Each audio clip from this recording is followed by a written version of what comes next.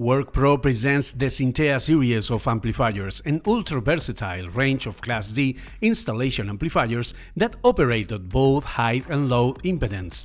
Featuring powerful matrix configurable GPU ports, they come with integrated DSPs on both inputs and outputs.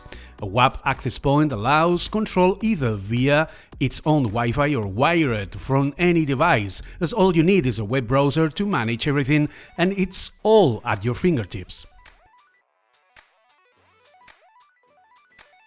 This series comprises the Synthea 2125, 2 channels, 125 watts, or 1 channel, 250 watts, with 4 ohms, and 250 watts, 100 V-line. The Synthea 4125 offers 4 channels, 125 watts, or 2 channels, 250 watts, 4 ohms, along with 2 channels, 250 watts, 100 V-line. The Synthea 2500, 2 channels, 500 watts, or 1 channel, 1000 watts, 4 ohms, and 1 channel, 1000 watts, 100 V-line. Finally, the Synthea 4500 offers 4 channels, 500 watts, or 2 channels, 1000 watts, 4 ohms, and 2 channels, 1000 watts, on a 100 V-line. As mentioned earlier, our Synthea stages feature a wireless access point, so we will use this to connect to it. We go to our network options and see here that we have an access point, name it WorkPro Synthea 4125, along with a serial number. We connect and then open a web browser. To connect directly to it, in this case, we will enter the following address: 192.168.4.1, which is the default, and now we will be inside our Synthea stage.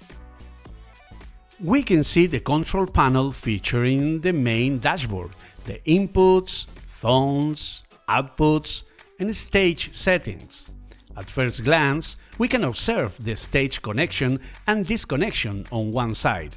It indicates in the inputs that it has a signal, and in the outputs that it also has a signal.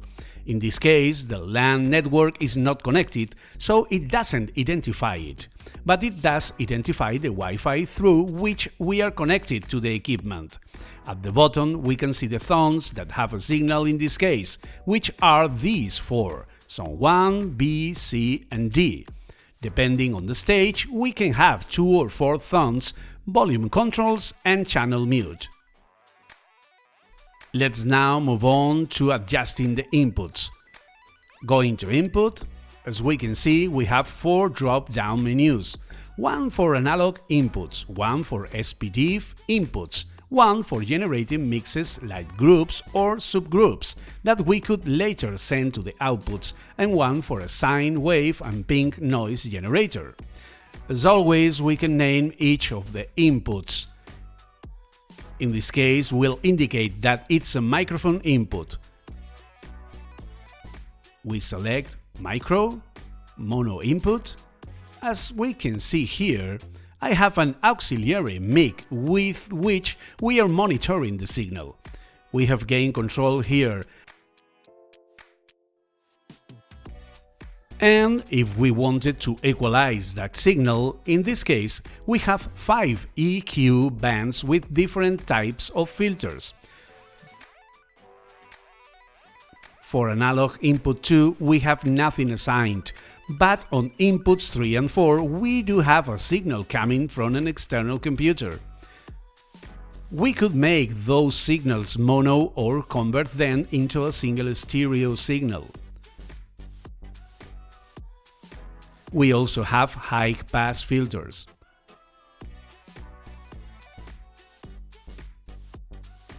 In the SPDIF inputs, we could maintain stereo, or we could split that channel into 2 mono channels, in addition to having independent gain control. In the mids section, we have 4 independent mixes that help us generate different mixes for different zones. For example, here we can name it Main Hall, and we can set different levels. We could even add an external SPDIF signal. On the other hand, in the input section, we have both a pure and simple sine wave generator. In this case, we will see that we are generating a 1000 Hz wave. This parameter we could change even numerically with the keyboard to 0 dB, or we could generate pink noise from 20 to 20,000 Hz with adjustable high-pass and low-pass filters.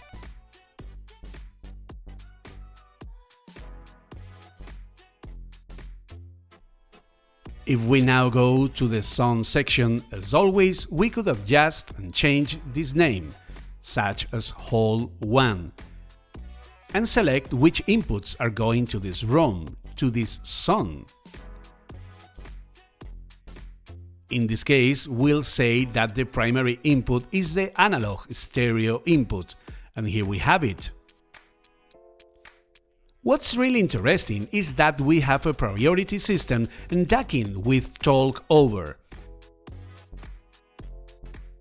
So, if we select the priority mode, we can indicate that the microphone we have earlier takes precedence over the line signal.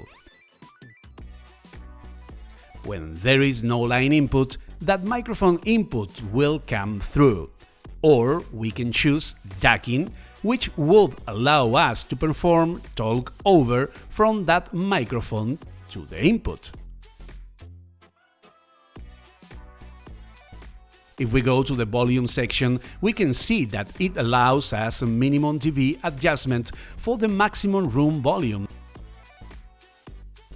And down here we have GPO port activation control for this volume.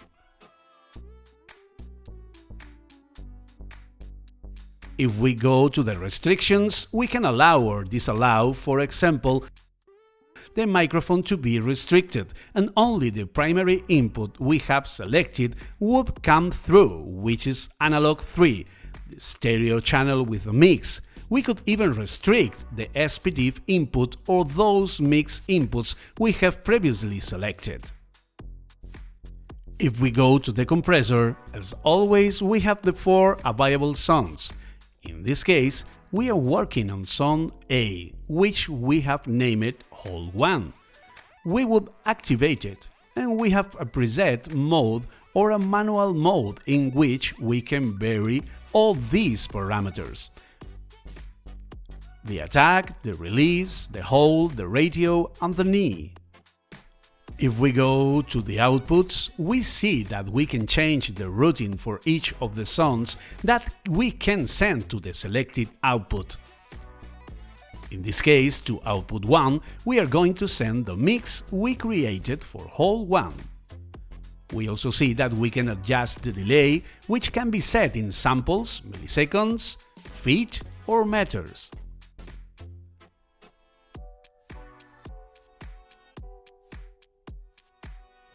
We have an equalizer that we need to activate. Going to Edit, we see there are 10 bands.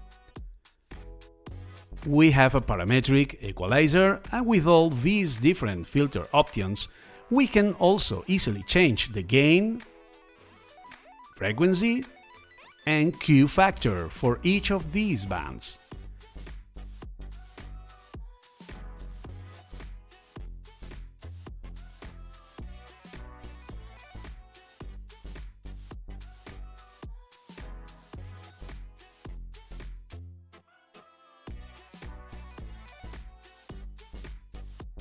Here, the result of this output equalization would appear. If we go to speaker presets, we could select from a library or import a file of a specific speaker presets to use with our Synthea amplifier.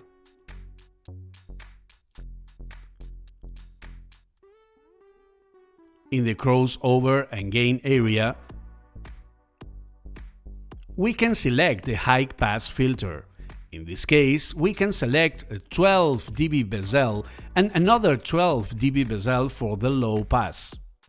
We can play with the gain of this Then we can change the input and output frequencies. If we go to the speaker equalization, we can show that crossover that we had previously generated, and in this case we have up to 15 bands of equalization, both parametric and with all these other filters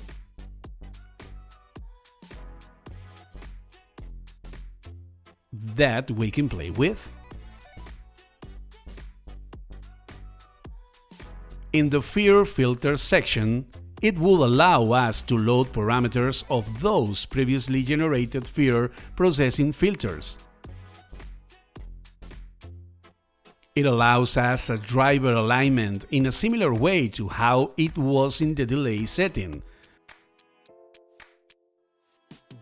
by samples, milliseconds, feet and meters.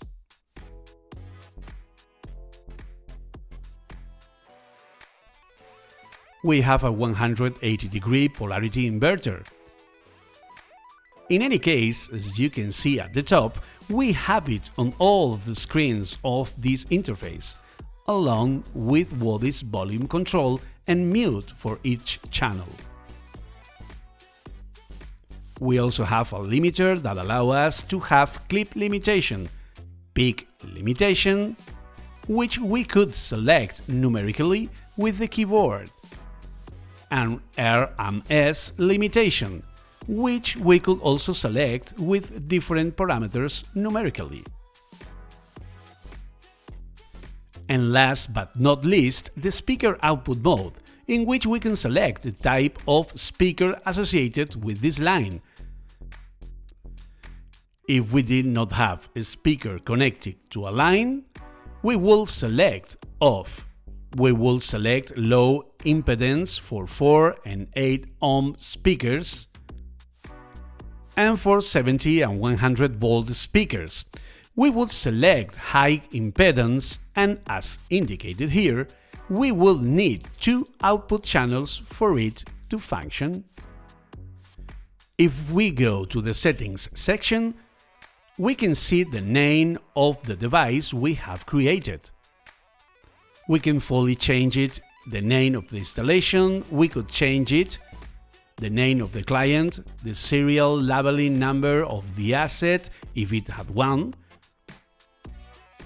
the installer's name, installer's contact information, for example a phone number, an email address, the installation date, and installation notes, which can be as large as we want, where we can specify relevant notes on that particular installation. If we go to the device, all the info of the device appears.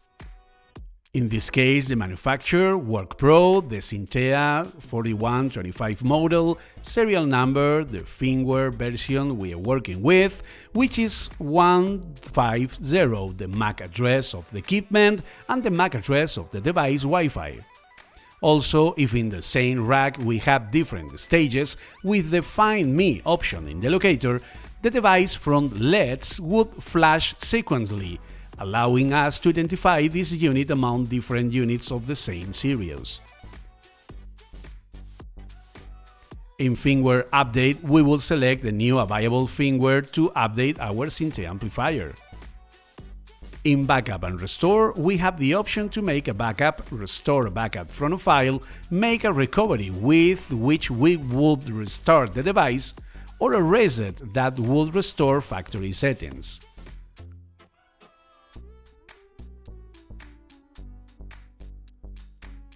In the speaker library, we would have this space to load previously generated speaker presets. In security, it allows us to set equipment passwords to protect them from accidental configuration changes. In power managing, we have different options. On the one hand, the audio echo option, In this case, the stage will turn on with a signal of more than 2.5 mV in the analog inputs and will consume less than 0.5 watts, and the network will not work during this mode. In the audio mode, which is the one we currently have selected, the stage will turn on with a signal of more than 2.5 mV in the analog inputs and will consume less than 2 watts, and the network will always be running. In the digital audio mode, the DSP is always on, the amplifier turns on when one of the outputs rises above -80 decibels and consumes less than 2 watts. In echo trigger mode, the amplifier turns on when a GPIO trigger closes with a voltage of 12 volts, consume less than 0.5 watts, and the network does not work from this mode. In trigger mode, the amplifier turns on when a GPIO trigger closes with a voltage of 12 volts, consume less than 2 watts, and the network is always running during this mode. And in network-only mode, the amplifier turns on when receiving API network commands, consume less than 2 watts, and the network will always be running in this mode. We can select a standby time in minutes from 0 to 60 or have it disabled, the same with a mute time from 0, in this case to 10 minutes, or have it disabled. If we go to output routing, here we can send to the SPDIF outputs any of the analog inputs or the created songs or the created mixes.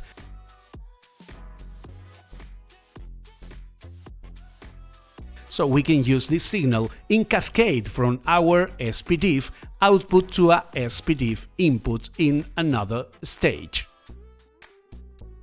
In the GPIO mode, we see that we have the 8 GPIO pins with their different functions and voltage to connect with external control panels.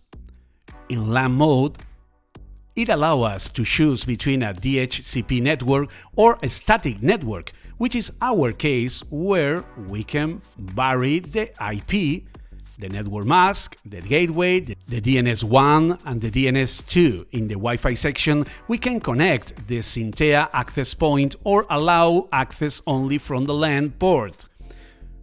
It would allow us to disconnect the Wi-Fi when there is a LAN connection or not, disconnect that Wi-Fi after a period of inactivity, or have it always on.